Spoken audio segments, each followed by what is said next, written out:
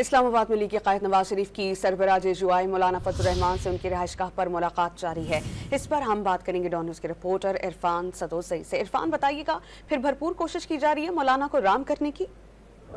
جی، مولانا فضل الرحمان کو منانے کی بھرپور کوششیں کی جا رہی ہیں۔ اس سے پہلے اتحادی حکومت کی جانب سے کمیٹیاں مولانا فضل الرحمان کے پاس گئی، ان میں بھی سینئر رہنما تھے۔ انہوں نے مولانا فضل الرحمان کو قائل کرنے کی کوشش کی کہ وہ خاص کر کے وزیر اعظم اور صدارت کے لیے جو انتخاب ہو اس میں جو اتحادی جماعتیں اس کا حصہ بنے، اور اس سے علاوہ بھی انہوں نے مولانا فضل الرحمان کو پارلیمان میں آنے کے لیے بھی قائل کیا، لیکن مولانا فضل الرحمان نہ مانے۔ جو اسپیکر کا انتخاب تھا اس سے ایک رات قبل بھی جو حکومتی کمیٹیاں تھیں، اس ٹائم جو اتحادی جماعتیں ہیں وہ مولانا فضل الرحمان کے پاس گئی اور انہوں نے کہا کہ آپ ووٹ کاسٹ کریں۔ مولانا فضل الرحمان جو ہے وہ بدستور اپنی ضد کے اوپر قائم ہے۔ وہ الیکشن میں جو دھاندلی کے الزامات ہیں وہ کہہ رہے ہیں کہ ہمارا مینڈیٹ چوری کیا گیا ہے۔